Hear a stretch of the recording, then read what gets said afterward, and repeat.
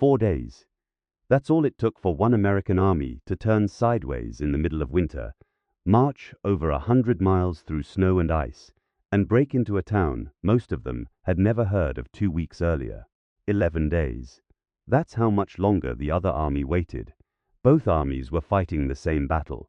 Both were trying to stop the same German attack. But only one of them moved, and decades later, historians still argue about which one really won. You are 21 years old. You've been with Patton's Third Army since France. You thought you understood this war. Slow, grinding, mile by mile. Then, 3 days ago, everything broke. The Germans came out of the Ardennes forest with a massive surprise attack. They tore straight through the middle of the American line. They cut General Bradley's army group in half. And somewhere north of you, an entire American airborne division is now trapped in a small Belgian town called Bastogne. You don't know the full picture yet. Nobody standing where you're standing does. You just know that command has gone quiet about everything except moving fast. Here's what nobody in that snowy field knows yet. In less than a month, a British Field Marshal is going to stand in front of the press and take credit for saving this battle. And a British Prime Minister is going to walk into Parliament to correct him. This is the story of what happened between those two moments, and why it still matters. On December 22nd, a small group of German officers walked into Bastogne under a white flag. They handed the Americans an ultimatum: surrender the town in 2 hours, or be destroyed. The American general in charge was named Anthony McAuliffe. His reply was one word. You never see that exchange. You just feel what happens after. The Germans around Bastogne fight harder. The pressure gets worse. The trapped Americans keep holding. Meanwhile, 100 miles south, Eisenhower is sitting in a meeting in Verdun. He turns to General Patton and asks a simple question. How fast can the Third Army swing north and break through to Bastogne? Most of the other generals in that room think the honest answer is weeks, and nobody would blame them. What Eisenhower is asking for is close to impossible. Turning an entire army 90 degrees in the middle of winter is not something armies normally do. It means moving supply lines, artillery, fuel dumps, field hospitals. Thousands of vehicles all pointed one way, now suddenly pointed another. Most officers in that room think the paperwork alone will take days. Patton doesn't hesitate. He says 48 hours. Nobody in that room fully believes him. Not even Eisenhower. You don't know it yet, but you're about to be part of the proof that he could. If forgotten stories from World War II interest you, I dig into a new one every week. Subscribe if you want more like this. Because the German breakthrough didn't just split the battlefield. It split the chain of command.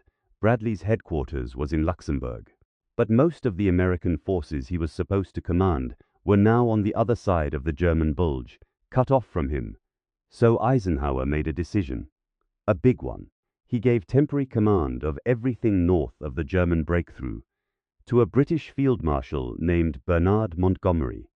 Bradley would keep what was left in the south. That included Patton's Third Army, now tasked with attacking upward from the bottom 2 armies. 2 directions, both aimed at the same crisis. For a moment it looks like it might work out cleanly. You expect both halves of this rescue to move at about the same speed. They don't. The weather is against everyone in the first days. A full snowstorm sits over the whole Ardennes. Every plane on both sides is grounded. The skies don't clear until December 23rd.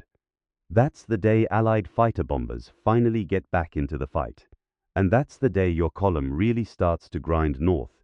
On December 22nd, right in the middle of that snowstorm, 3 of Patton's divisions attack. Exactly where he promised. Almost exactly on the timeline he promised. They smash into the German flank along a 20-mile front. On the first day alone, they push the Germans back 7 miles. You are in that push. You are driving through snow so thick you can barely see the tank in front of you. You are heading toward a town everyone in the column now knows by name: Bastogne. Meanwhile, on the northern side of this same battle, the man now commanding that whole flank is doing something very different. Montgomery spends these same days getting organized. pulling reserves into place. Setting up a defensive line along the Meuse River to make sure that Germans can't cross it, it's not nothing. Those reserves help stop the German advance from pushing any further north.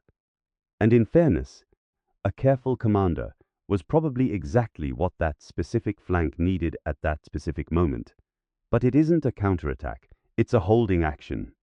While your column bleeds forward through snow-choked roads toward a town under siege, the northern flank stays essentially still, waiting, watching, building up strength for an offensive that won't actually launch until January 3rd. That's 11 days after your column will reach Bastogne. Patton writes in his diary during this stretch that the men are in good spirits, full of confidence, that the situation at Bastogne is grave but not desperate. You feel the grave part more than the not desperate part.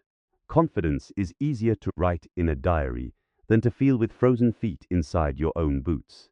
Marching or riding through cold, most of the men in this column have never felt before. Not even during the terrible autumn rains that soaked this army for months before the snow came. By Christmas Day, the lead tanks of the 4th Armored Division are close enough that soldiers inside the Bastogne perimeter can hear the fighting outside. You expect the last few miles to be the easiest part. They aren't. The German resistance around the small villages ringing Bastogne is brutal. Some of the fighting in these final miles costs more lives than any part of the attack so far. Near a village called Assenois, American artillery fires a barrage to clear the road ahead of the lead tanks. But some of those shells fall short. They hit American troops in the open, and in the confusion, German soldiers dart into the gap and lay mines in the road behind the lead vehicles. A handful of tanks push through, anyway, alone, ahead of the rest of the column, not fully sure the perimeter they're racing toward is even still holding after 8 days under siege. On December 26th, exactly 4 days after Patton launched this attack into the snow, the lead tanks of the Third Army finally break through and reach the edge of Bastogne. An American engineer from the 101st Airborne walks out to meet the first tank. He raises his hand and says 4 words that end the siege as simply as anything could. Glad to see you. You are one of thousands of men who covered that ground, through weather and resistance that should have taken far longer than 4 days to break. You don't know it yet, but what you just did is about to become the center of an argument you will never personally be part of, fought in rooms you will never enter, between generals and prime ministers who never once had to march through the snow you just marched through. Less than 2 weeks after Bastogne is relieved, Field Marshal Montgomery holds a press conference. The date is January 7, 1945. In front of the world's reporters, he gives a strong impression that he personally saved the entire battle. He praises the American soldier carefully. Then he suggests, just as carefully, that American generalship needed a British hand to steady it.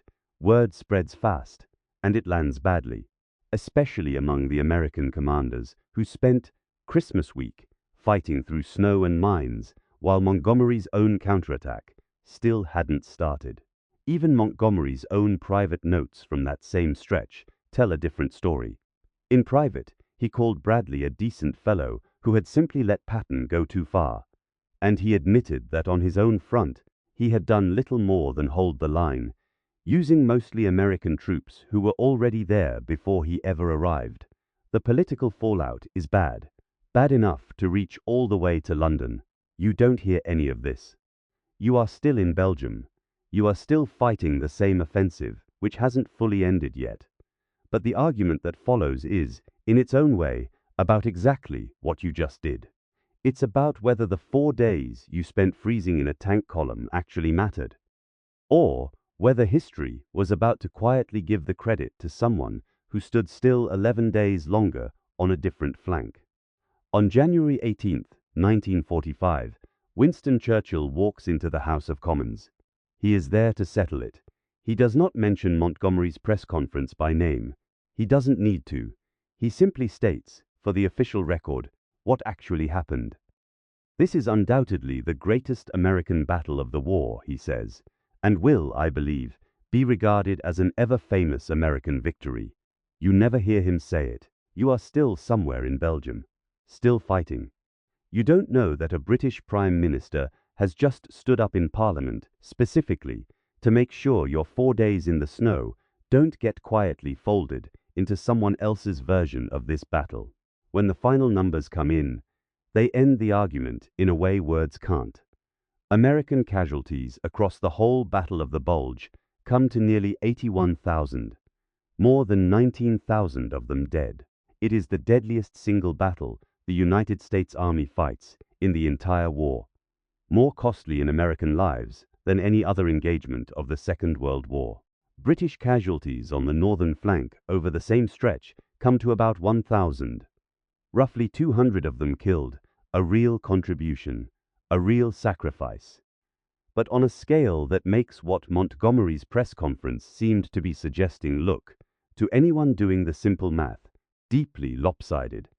You don't need Churchill's speech to see what those two numbers, sitting next to each other, are really saying about whose battle this was. This was, by every measure that counts, an American fight, fought largely with American blood, on ground defended almost entirely by American units before any reinforcement arrived from any direction at all. The 101st Airborne held Bastogne alone for over a week before your own column ever got close enough to matter. Historians will spend decades after this arguing exactly how much credit truly belongs to whom. Montgomery's reserves did help hold the Meuse, and holding it mattered. The way he moved British forces south to block any German crossing was a real and necessary contribution to how this battle turned. Patton's 4-day dash through snow and resistance did break Bastogne open when it mattered most. Faster than almost anyone in that Verdun meeting believed possible. Both things are true. Neither one cancels the other out. But only one of those men had a prime minister stand up in Parliament to correct the record in his favor. And only one of those men spent the 2 weeks after the battle giving press conferences instead of counting his own dead. Remember the 21-year-old at the start of this story. The one standing in snow up to his knees, watching Sherman tanks grind past him toward a town he'd never heard of. He's not made up. He's a stand-in for the roughly 250,000 American soldiers who fought in that battle. Most of them never learned about the press conference. Most never heard Churchill's speech. Most just went home, if they went home at all. Here's something the reference books don't often mention. The town of Bastogne is still there. You can visit it.